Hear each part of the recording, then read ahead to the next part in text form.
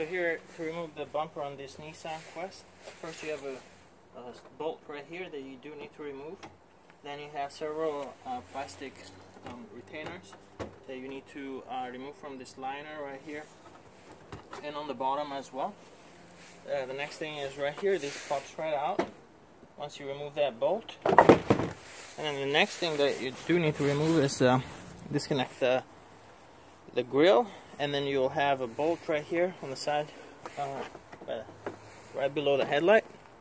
As you can see right there, you have a 10mm bolt right there that needs to be removed. Now you have the same thing on the other side.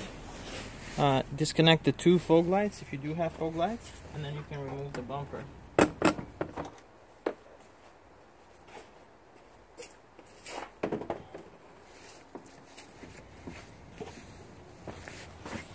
And you can see here, these all need to be disconnected, so you'll have several few bolts here and some plastic retainers over here. And then the same thing underneath the engine by the splash shield.